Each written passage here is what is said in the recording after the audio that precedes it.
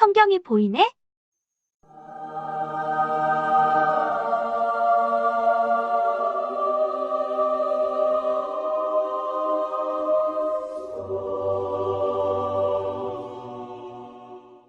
아브람은 고향을 떠납니다. 그리고 더 자신과 밀접한 관계가 있는 친척을 떠납니다. 그리고 심지어는 자기를 낳아준 아버지의 집을 떠납니다. 믿음은 지금까지 살았던 잘못된 삶에서 떠나는 것에서 시작이 됩니다.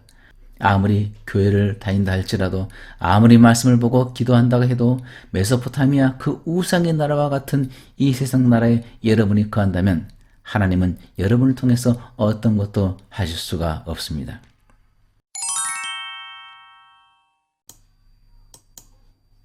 창세기 10장은 발음도 하기 힘든 많은 이름들이 등장하고 그냥 넘어가기 쉽지만 사실상 상당히 중요하고, 이 창세기 10장을 민족장이라고도 합니다. 노아의 세 아들들의 후손에 대한 내용을 이해하는 것은 세계 역사를 알고 성경을 이해하는 데 도움이 되기 때문에 잘 살펴보아야 됩니다.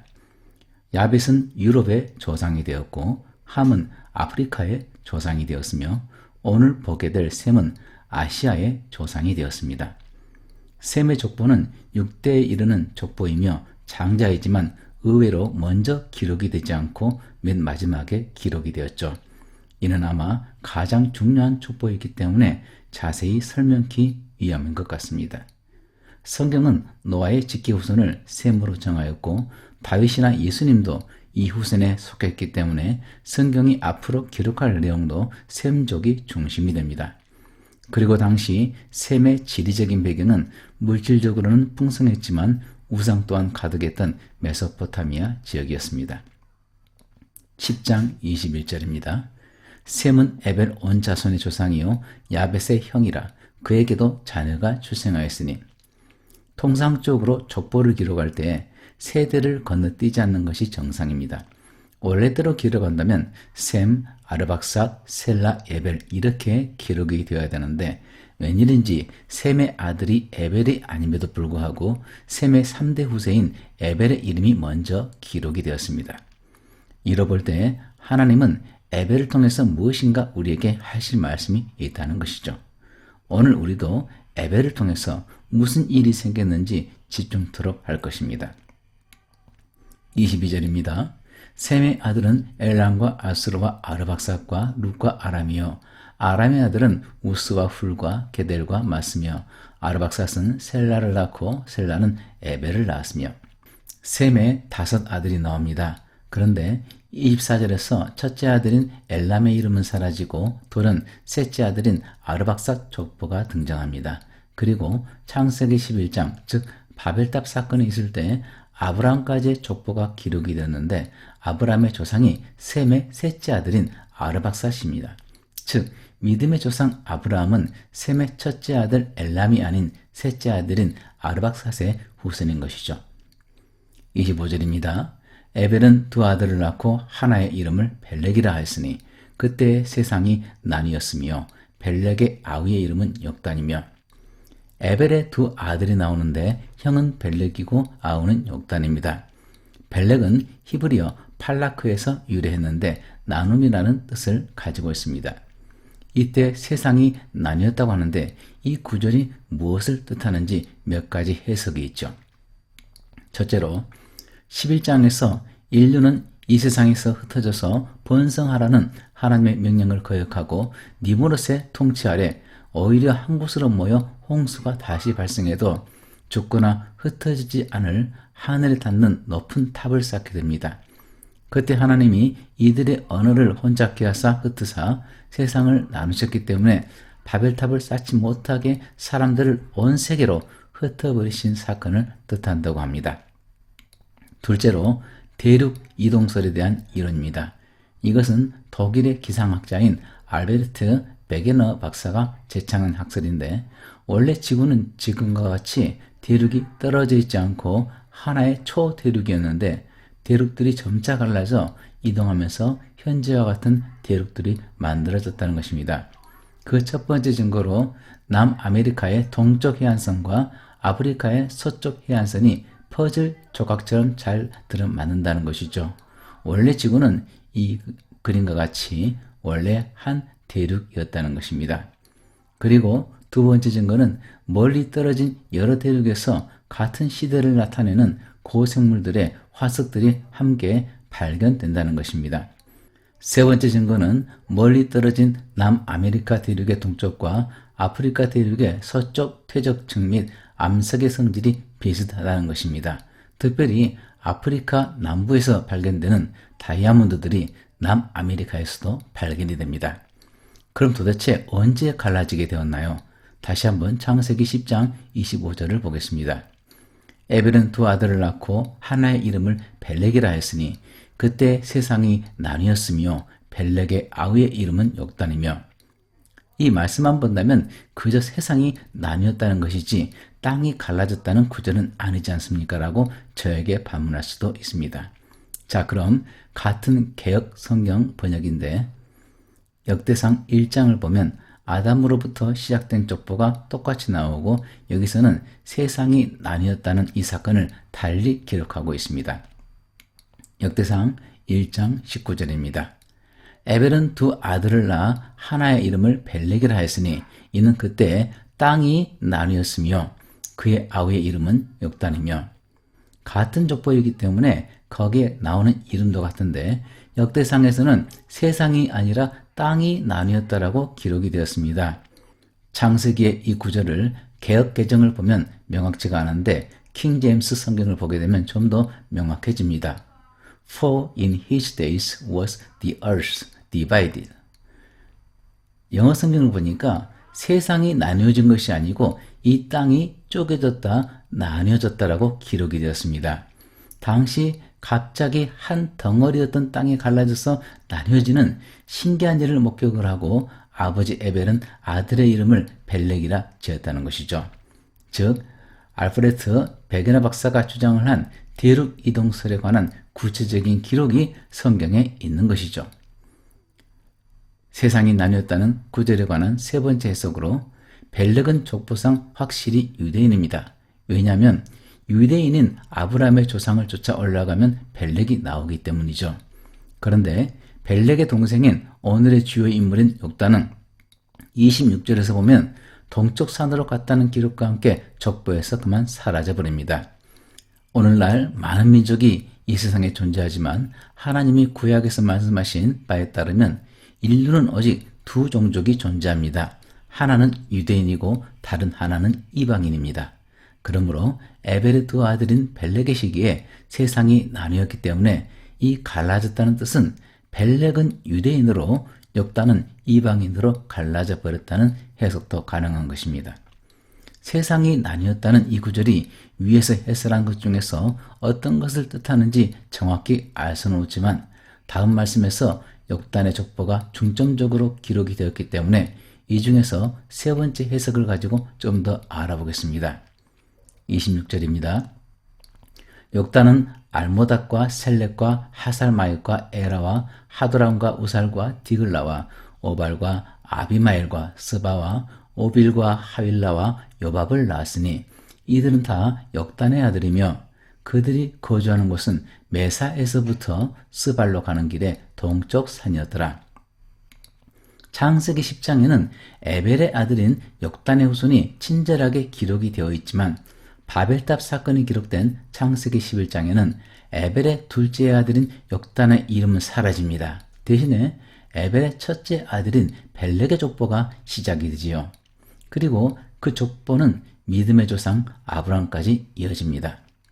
이로 보건대 아브라함은 유대인이기 때문에 그의 조상인 벨렉 또한 유대인임이 확실하지만 벨렉의 때에 세상이 나뉘어졌다고 하므로 유대인인 벨렉과 나뉘어진 욕단의 자손은 유대인이 아닌 이방인이 되었다고 정리할 수가 있고 오늘날 많은 성경학자들이 이렇게 생각하고 있는 것입니다. 성경에 욕단에 관한 기록은 거의 없습니다. 그들의 이동 경로는 30절에 메사에서부터 스발로 가는 길의 동쪽 산이죠. 이에 대해서 적지 않은 성경학자들은 메사는 오늘날 중국을 뜻하고 스발은 오늘날 시베리아를 뜻한다고 합니다.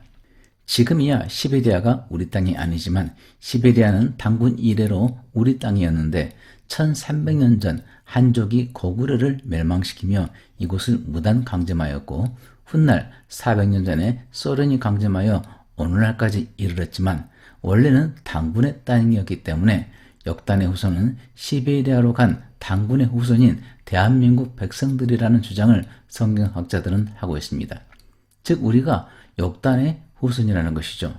그리고 예수원을 설립했던 대천덕 신부가 기록한 우리와 하나님이라는 책을 보면 단군과 역단은 동일 인물일 가능성이 크다고 했습니다. 홍수를 기준으로 나이를 계산하면 벨렉은 기원전 2357년에 출생했으니 동생인 역단은 7년 후인 기원전 2350년 정도에 태어났다고 가정해 보겠습니다. 그럼 역단은 지금으로부터 4370년 전에 태어난 것이죠.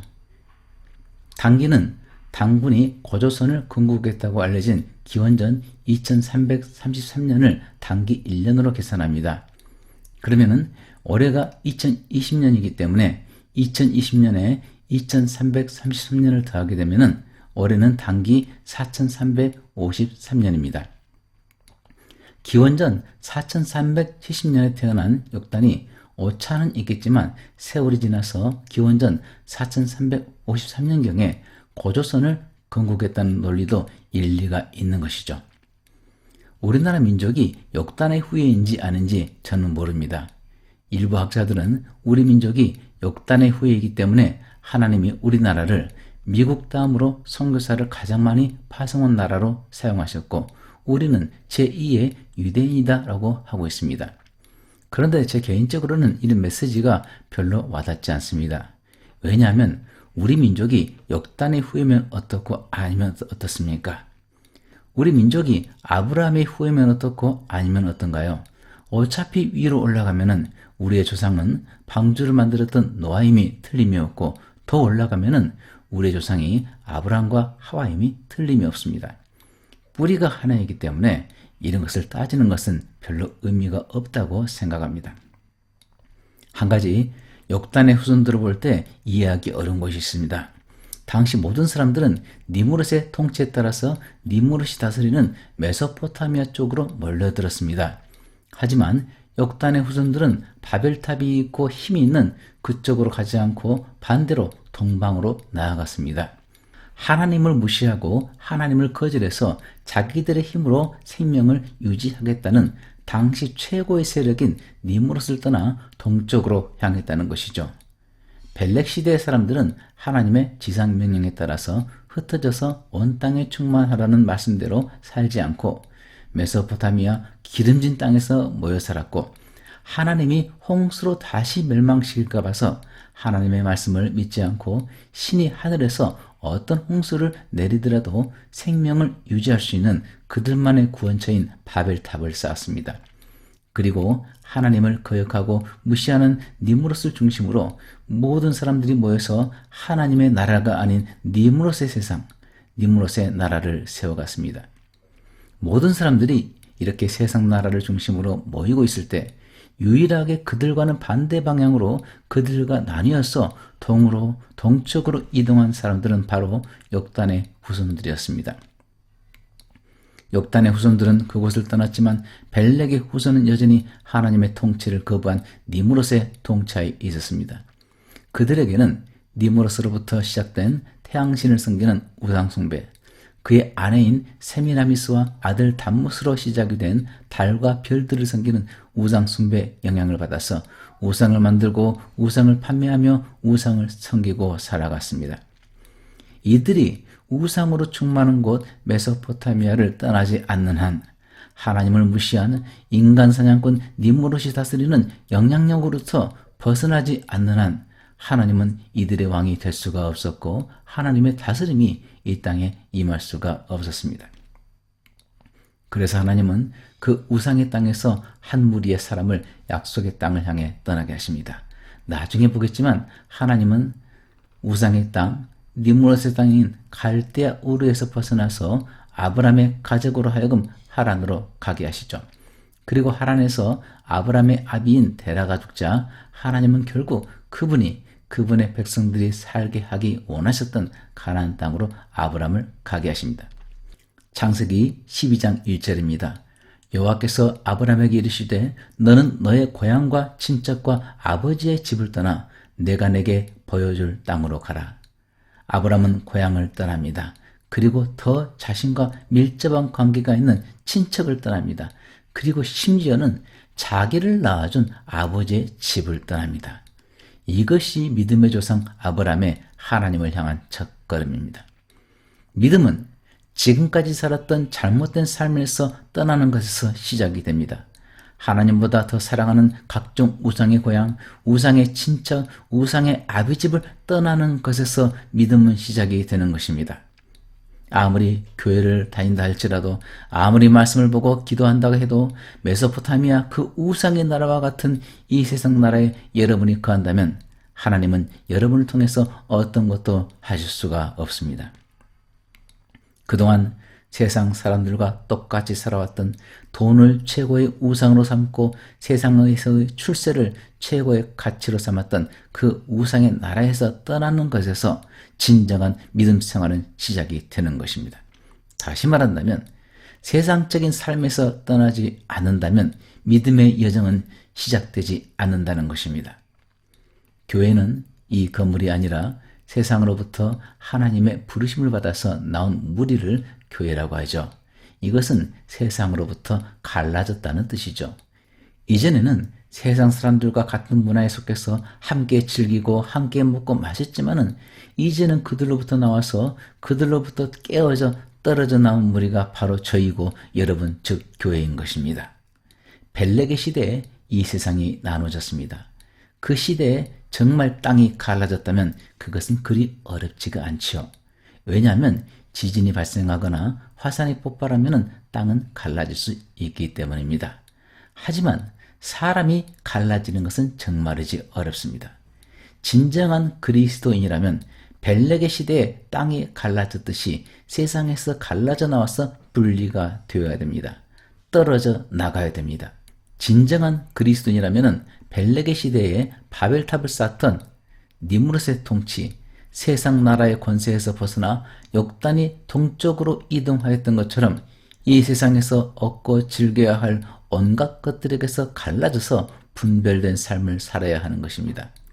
하지만 많은 기독교인들이 예수님을 믿은 지 오래되었다고 하는데 여전히 그들의 삶은 변화가 없고 여전히 하나님을 무시하는 니므롯의 나라, 마귀적인 메소포타미아 문명에서 헤어나오지 못하고 있습니다. 동쪽으로 가기는커녕 우상의 나라를 향해서 서쪽으로 전진하고 있습니다. 우리 그리스도인을 세상 사람들로부터 분별되게 하고 나뉘게 하는 것은 바로 하나님이 우리에게 주신 성경 말씀입니다.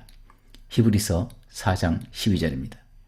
하나님의 말씀은 살아있고 활력이 있어 좌우의 날선 어떤 검보다도 예리하여 혼과 영과 및 관절과 골수를 찔러 쪼개기까지 하며 또 마음의 생각과 뜻을 판단하나니. 어떤 분은 이렇게 이야기합니다. 저도 세상과 분별된 삶을 살고 싶어요. 간절히 구합니다. 하지만 자꾸 세상과 하나가 되어서 구별되지 못한 삶을 살아가고 있고 같은 죄를 반복해서 짓고 있어요. 어떻게 해야 분별된 삶을 살고 죄악에서 벗어나 하나님이 기뻐하시는 삶을 살아갈 수 있나요? 이렇게 묻는다면 어떤 검보다도 예리해서 우리의 혼과 영과 관절과 골수를 찔러 쪼개기까지 하는 살아있고 활력 있는 하나님의 말씀을 받아야 됩니다. 그 말씀을 생명의 양식으로 먹어야 됩니다. 베드로전서 2장 1절 현대인의 성경으로 읽겠습니다. 그러므로 여러분은 모든 악한 생각과 속임수와 위선과 시기와 온갖 비방을 버리고 갓난 아기들처럼 순수한 말씀의 젖을 사모하십시오. 그러면 여러분의 신앙이 자라 구원을 받게 될 것입니다. 이 말씀은 구원을 받기 위해서는 무엇인가를 먼저 버릴 것을 요구하고 무엇인가를 먹을 것을 요구합니다. 다시 말해서 버리지 않고 먹기만 해서는 안 되고 버리고 먹지 않아도 안 된다는 것입니다. 우리의 신앙생활은 악한 생각을 버려야 됩니다. 속임수와 위선과 시기와 비방을 버려야 되죠. 하지만 그것만 가지고 구원을 얻을 수가 없습니다. 버리는 게 있으면 채우는 게 있어야 하기 때문인데 그것은 바로 어린 아기들처럼 말씀의 젖을 사모하는 것입니다. 하나님은 벨렉의 후손들이 메소포타미아의 그 우상의 나라에 머무는 것을 싫어하셨습니다. 오늘날의 우상은 어떤 형상을 만들어 놓고 절을 하는 그런 것보다 보이지 않는 우상이 더 많습니다. 하나님보다 더 사랑하는 모든 것이 다 우상입니다. 하나님보다 남편을 사랑하면 그것이 우상이고 하나님보다 자식을 더 사랑하면 그것도 우상입니다. 하나님보다 이 일을 더 좋아하면 그것도 우상입니다. 하나님은 믿음의 후손인 여러분들이 하나님보다 더 사랑하는 우상의 나라에서 떠나기를 원하십니다. 여러분들은 세상 권세와 즐거움의 나라, 하나님을 무시하는 니무롯이 통치하는 사람들이 모여있는 우상의 나라에서 살아가겠습니까? 아니면 조금 손해보더라도 하나님보다 사랑하는 우상의 나라를 떠나서 하나님이 통치하시는 나라로 이동하는 영적인 역단의 후손이 될 것입니까? 우상의 나라 메소포타미아를 떠나서 하나님이 지시하시는 땅 영적인 가나안을 향해서 믿음의 여정을 떠나는 영적인 아브라함이 될 것입니까? 하나님께 복을 얻기를 원하는 사람은 메소포타미아 그 우상의 나라에서 떠나야 됩니다. 떠나지 않으면 하나님이 복을 줄 수가 없습니다. 사랑하는 형제자매 여러분, 부디 떠나시기를 바랍니다. 우상의 나라, 쾌락의 나라에서 떠나세요. 거기서 떠나면, 죄악에서 떠나면은 하나님이 아브라함에게 약속하신 그 모든 복이 여러분에게 풍성히 임할 것입니다. 여러분이 스스로 자신을 정결케 하고 죄악에서 떠나고 잘못된 습관에서 떠나면은 하나님은 여러분이 구한 것을 풍성히 주실 뿐 아니라 구하지 않은 것도 넉넉하게 부어 주실 것입니다. 이것은 사실입니다. 저는 수십 년 주님을 믿으면서 이것이 진정 사실임을 체험했기 때문에 이 좋은 것을 여러분에게 권하는 것입니다. 제발 썩어질 것을 위해서 살지 마세요. 썩지 아니할 하나님 나라를 위해서 살아가십시오. 하나님이 우리를 위해서 준비한 복은 참으로 풍성하고 놀랍습니다. 우리는 더 좋은 것을 얻기 위해서 덜 좋은 것을 포기하는 지혜로운 그런 그리스도인이 되어야 하는 것입니다. 구독과 좋아요 눌러주세요.